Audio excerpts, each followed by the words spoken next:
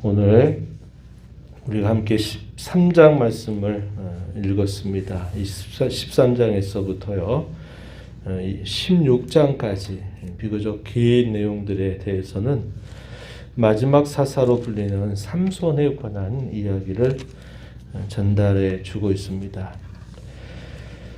삼손의 특별함은 무엇이냐면 그가 괴력을 가진 사람이다라는 것 우리가 잘 알고 있지만 그가 그러한 힘을 갖게 된 것은 그의 출생 시부터 매우 특별한 사람으로 그가 태어나게 되었다는 겁니다.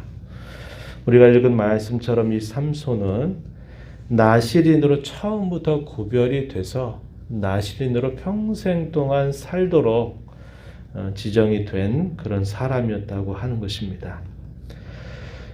이 사사에 관한 이야기의 특별함은 또 여기에도 있어요. 우리가 앞에서 읽어왔던 모든 11명의 사사가 등장하게 되는 배경은 이스라엘 백성들이 이방 나라의 큰 압제와 고통을 당하게 될 때 하나님 앞에 간절하게 기도하게 되고 그들이 하나님 앞에 범죄하였음을 구해서 구원을 베풀어 달라고 기도해서 하나님이 사사를 세워 주셨다면 이 삼손의 경우에는 그러한 내용들이 소개가 되고 있지 않는다는 겁니다.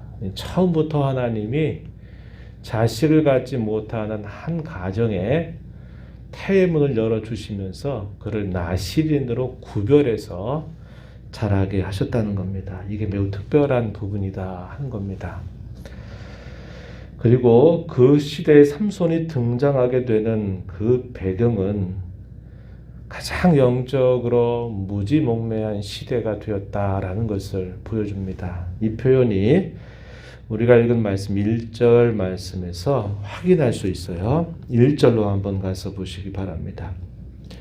이스라엘 자손이 다시 여호와의 목전에 악을 행하였다. 그 죄목에 관하여서는 간단하게 요약을 했습니다. 그런데 우리가 앞에서 읽어봤던 말씀을 보면 어떤 악을 행했을까 우리가 충분히 가늠할 수 있는 상황입니다. 이렇게 간단하게 여호와의 목전에 범죄한 사실들을 이야기하고 그 결과 그들이 가장 긴 기간 동안 압제와 고통을 당하게 되는데 무려 40년이라고 하는 시간입니다. 우리가 앞에서 쭉 읽어봤던 이야기로 비교해 보면요 가장 긴 시간입니다. 근데 그 이유가 어떤 이유였다고 말합니까? 주변에 있는 이방의 민족들을 하나님이 들어서 괴롭히시는데 그 기간이 무려 40년이라고 하는 시간이 흘러가도록 그들이 하나님을 온전하게 찾지 않았다 이 말입니다. 찾지 않았음에도 불구하고 하나님이 사사를 먼저 그들에게 구별해서 세우신 그 인물이 바로 삼손이라고 하는 인물입니다. 평온의 기간들은 흘러가면서 짧아지고 있다는 것을 보여주고 압제의 기간이 길어진다라는 것을 보여주는 것은 그 시대가 그만큼 하나님의 백성임에도 불구하고 그 땅이 거룩한 땅, 약속의 땅임에도 불구하고 그 땅이 이방의 나라, 이방의 족속들과 아주 다를 것이 없는 이방 족속들과 아주 방불한 그런 삶을 살게 되었다라는 것을 우리에게 보여주고 있는 것입니다. 그런데 이 삼손이라고 하는 인물이 어떻게 태어났느냐? 여호와의 사자가 방문을 해서 오랫동안 자식을 낳지 못하는 그 가정에 나타나시게 됩니다. 한 가정에서 자식을 낳지 못하게 된다 하는 것은 대단히 큰 슬픔이고 큰 어려움입니다. 어떻게 했을까요? 아무리 하려고 해도 자녀를 갖지 못하게 되면 그들의 마음이 상하기도 하고 그들이 하나님을 구하는 마음이 간절했을 겁니다. 하나님께서 우리 가정에 귀한 자녀를 달라 이런 간구를 간절하게 올리게 되죠. 그러한 가정에 여호와의 사자가 방문을 해서 말씀해 주시기를 너희가 아들을 낳게 될 거다 이런 말씀을 해 주십니다. 3절 가서 보시면은 마누아라 하는 이 가정 단지파에 속해 있는 사람인데 이 사람의 아내에게 먼저 찾아가서 약속을 해주시죠. 보라, 네가 본래 임신하지 못함으로 출산하지 못하였으나 이제 임신하여 아들을 낳을 것이다. 이렇게 이야기를 해줍니다. 그러면서 그 여인에게 그 아들을 낳게 될 때 그 아들을 이렇게 하도록 해라. 이렇게 이야기하는데 그 내용이 바로 나실인의 규정을 따라서 그 아이를 낳아서 기를 것을 이야기를 해주고 있다는 겁니다. 그 시대가 아까 말씀드렸던 것처럼 전혀 구별됨이 없는 세상과 동일하게 살아가는 하나님의 백성들에게 하나님께서 태어날 때부터 구별을 하시는 겁니다. 너는 구별된 사람이다. 하나님 앞에 특별하게 헌신된 사람이다 라는 것을 하나님이 보여주시는 겁니다. 왜 그럴까요? 구별된 자로 살아가라는 거죠. 구별되지 못하고 세상과 동일하게 살아가는 그 하나님의 백성들, 그러면서도 하나님을 찾지도 않고 부르짖지도 않는 그 시대에 하나님이 태어날 때부터 너는 나실인이다. 너는 여호와께 구별된 사람이다. 헌신된 사람이다. 이렇게 말씀하신 것은 그 시대가 그만큼 어두워졌다라는 것을 보여주고 있는 겁니다. 그래서 그 여인에게 포도주와 독주를 마시지 말게 해라. 어떤 부정한 것도 먹지 말아라. 이렇게 얘기를 하면서 그 머리 위에는 삭도도 대지 말아라. 이렇게 이야기합니다. 이것이 결국 나신인으로 구별하는 내용을 소개해 주는 것입니다. 민수기 6장에 보면은 이 나실인에 관한 구체적인 규정이 소개가 되고 있고요. 그리고 약속하시는 말씀 5절 하반절에 보면은 여호와의 사자가 그 아들을 통해서 블레셋 사람이 이 압제 그들의 손에서 건져낼 것이다 라고 이렇게 약속을 해주시게 됩니다. 그는 태어날 때부터 헌신된 사람, 태어날 때부터 사명을 가지고 태어난 사람, 사사가 될 사람이다.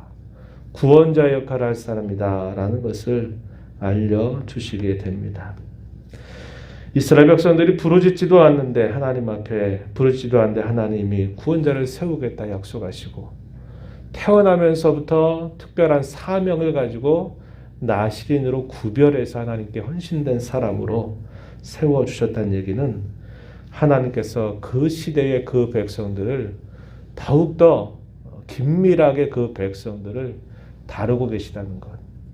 그들을 더 가까이 찾아오셔서 그들을 더 이상 내버려 두어서는 안 되겠다 생각하시는 하나님의 손길이 잘 나타나고 있는 겁니다.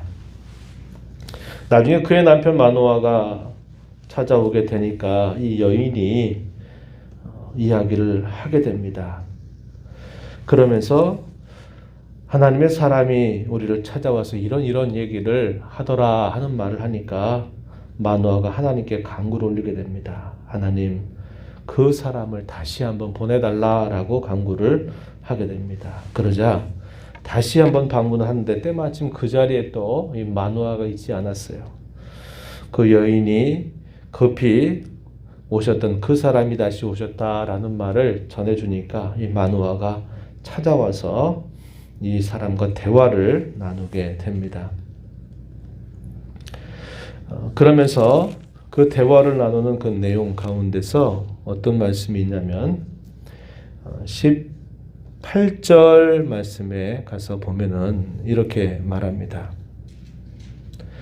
그 대화를 나누는 사람이 누구냐라는 것을 묻게 돼요.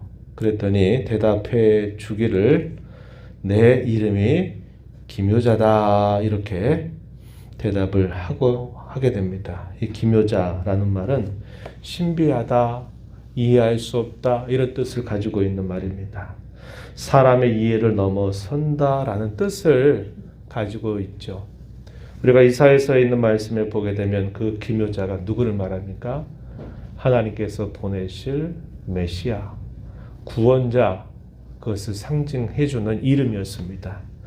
이 말은 결국 구약에 나타나신 그리스도라는 사실들을 이야기해 주는 것이고, 그분께서 특별한 일들을 그들에게 행해 주실 것을 나타내 주는 거죠. 하나님이 자기 백성들을 구원해 주시는 그 구원의 역사가 그와 같이 기묘한 방법으로 이루어지게 될 것이다 라는 것을 보여주는 의미입니다.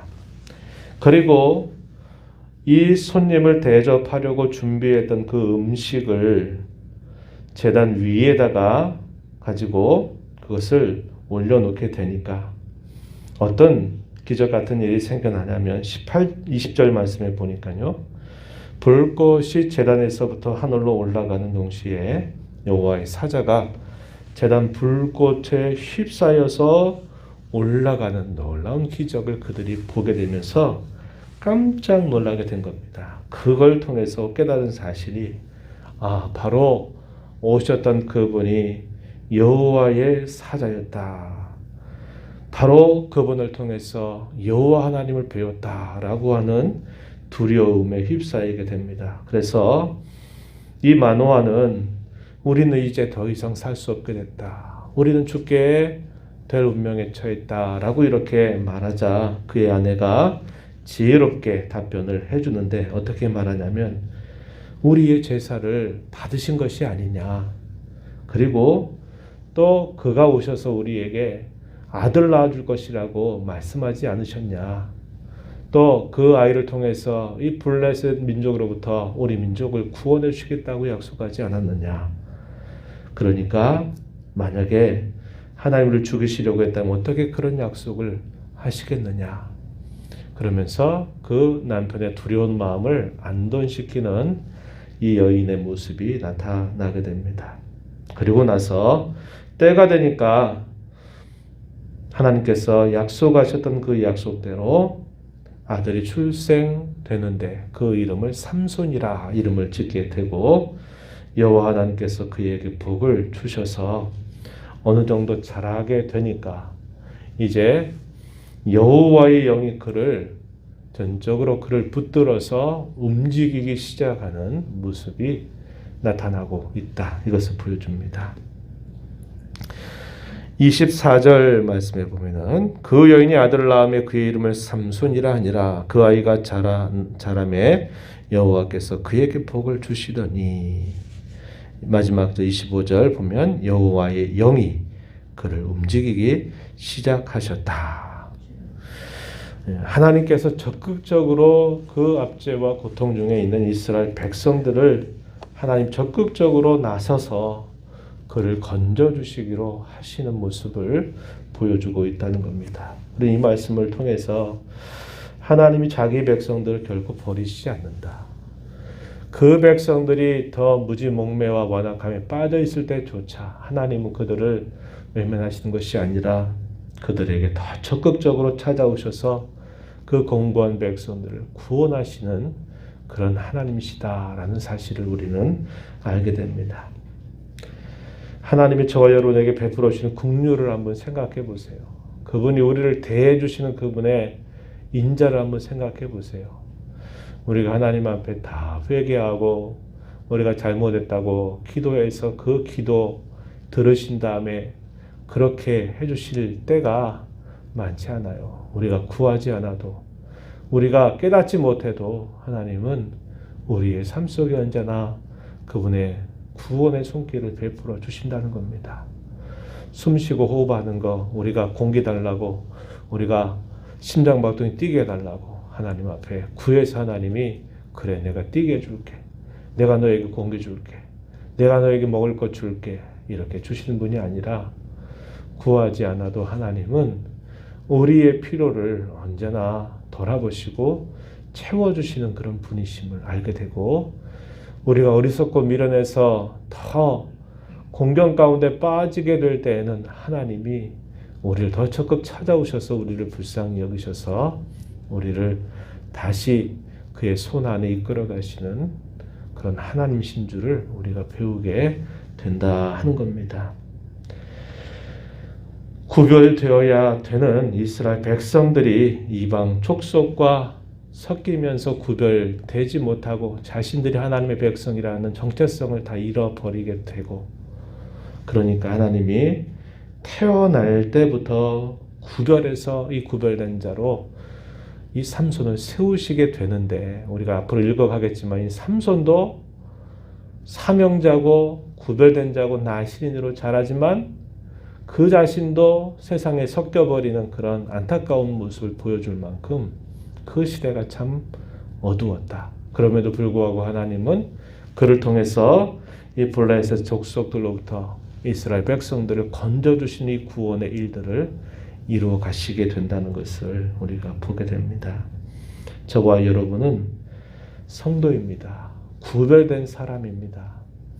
이 세상 가운데 주변에 있는 많은 사람들과 섞어서 살게 하신 하나님의 기대는 세상 사람과 동일하게 살지 말고 이 세상 사람들로부터 구별된 성도로 살아라. 이것을 우리에게 하나님은 요구하고 계시다는 것을 꼭 기억하면서, 하나님, 이 하루 이 남은 삶을 살아갈 때 구원의 은혜를 주셔서 영생을 주신 그 하나님의 은혜를 기억하면서 구별된 자로 성도답게 살아가도록 은혜를 주옵소서. 간절하게 기도하며 힘써가는 우리 모두가 되기를 진심으로 바랍니다. 하나님 아버지, 이 새벽 시간에도 저희들에게 생명과 호흡을 주셔서 오늘도 아버지 앞에 저희들을 세워주심을 감사합니다. 세상의 많은 사람들 가운데 아버지의 특별한 사랑을 입게 하여 주셔서 구약시대 마치 나시린처럼 구별된 자로 이 땅을 살아가는 존귀한 성도로 저희들을 삼아 주신 것을 감사드립니다.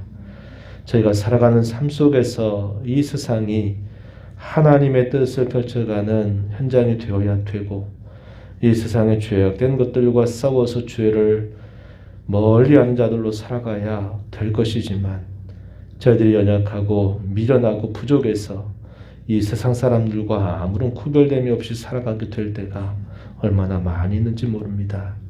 그러한 저희들을 주의 말씀으로 일깨워 주시고 주의 성령으로 저희들을 인도하여 주셔서 구원의 은혜에 감사하며 구별된 하나님의 백성으로 늘 살아가기를 힘써가도록 저희들을 인도하시고 저희들을 새롭게 하여 주시기를 간절히 바라옵나이다. 은혜의 보좌 앞에 나와서 아버지 은혜를 구하는 모든 심령들의 간구에 귀를 기울여 주시고 응답하여 주옵소서. 예수님 이름으로 기도하옵나이다. 아멘.